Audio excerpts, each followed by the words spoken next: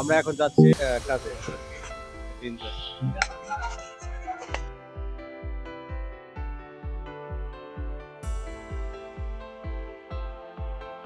তো কাজে আসার পর আমরা একটা লাইন আর কি রেখে গেছিলাম, এই লাইনটা তার শর্ট পড়ছিল, পরে নতুন ড্রাম নিয়ে আসলাম তার টানার জন্য। তো শুরু করলাম তার টানানো। আমরা একটা লাইন খুব ভালোভাবে দিয়ে থাকি, কারণ কাস্টমারের যাতে সমস্যা না হয় সেভাবে আর কি শুরু করি। তো ফাইনালি আমি তার টানানো শুরু করলাম।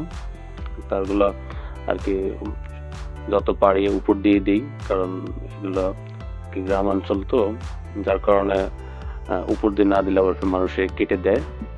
তো এই কারণে আমরা সব সময় চেষ্টা করি যে তারটা যেন উপর দিয়ে থাকে, মানুষের হাতের নাগালের বাইরে থাকে, সেভাবে আর কি আমরা তার টানানো শুরু করি।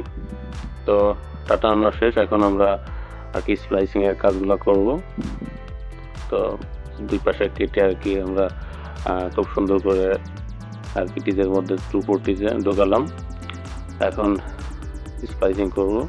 যেহেতু এখানে স্ট্রেট জয়েন্ট, তাই এক স্লিপারের মধ্যেই দুইটা কোড দিয়ে দিলাম।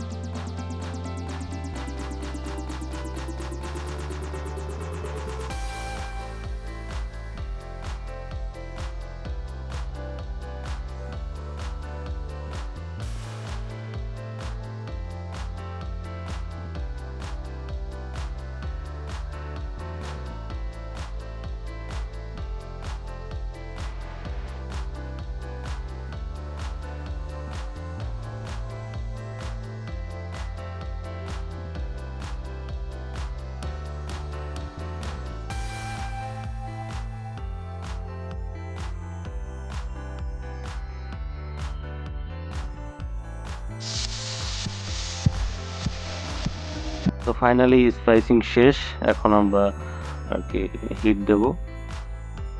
দুটো যেহেতু এক স্লিপারেই, এর জন্য খুব সুন্দরভাবে আর কি সূক্ষ্মভাবে দেখে আর কি যাতে কম বেশি না হয় হিটে দিয়ে দিলাম। আমার হিটটা একটু স্লো হয়, প্রায় 1-1.5 মিনিট সময় লাগে। অপেক্ষা করলাম, হিট শেষ। এখন আমরা মেশিন গুছাবো। এখন মানে যে মেইন ডিস্ট্রিবিউশন টিজে আছে সেখানে গিয়ে স্প্লাইসিং করতে হবে। এটা স্ট্রেট জয়েন্ট আর কি, ফাইবার কাট টিজে আর কি। তো চলে আসলাম আর কি মেইন টিজেতে, যেখানে আর কি আমরা এখান থেকে লেজার আউট করবো আর কি, ছাড়বো। সেখানে টিজেটা করলাম, দেখি এখানে ফাঁকা আছে কিনা। তো আমার আগে যারা কাজ করছে তারা বলছিল এখানে আর কি লেজার আছে, ফাঁকা আছে। তো সেই হিসাবে আর কি খুলে ফেললাম, দেখলাম হ্যাঁ এখানে 1:8 একটা স্প্লিটার বসানো, এখানে ফাঁকা আছে দুইটা কোর। তো লেজার চেক করে নিলাম আমরা। চেক করার পর দেখলাম এখানে মোটামুটি 20 লেজার আছে। তারপর আমরা আর কি 4 পট্টি যেহেতু এক পাশ দিয়ে ঢোকাতে হবে, সেই হিসাবে আমরা ফাইবারটা কেটে আর কি এক পাশ দিয়েই ঢোকানোর চেষ্টা করতেছি। দেখুন যেহেতু জায়গা নেই আর কি, এই জন্য চেষ্টা করলাম পাশ দিয়ে ঢোকানোর। তো এর আগেও যেভাবে ঢুকাইছি আর কি, টিজেটা চেঞ্জ করার অনেক প্রয়োজন। তো এভাবে আপনারা কাজ করবেন না, অবশ্যই টিজেটা চেঞ্জ করে নেবেন, এরকম হলে ইমার্জেন্সি টাইমে আর কি এটা করতে হয়। তো যাই হোক, দেখুন এভাবেই আমরা আর কি কাজ করলাম। তো কাজ শেষ, এখন আমরা চলে যাব। টিজেটা উঠায় দিলাম। ধন্যবাদ ভিডিওটি দেখার জন্য।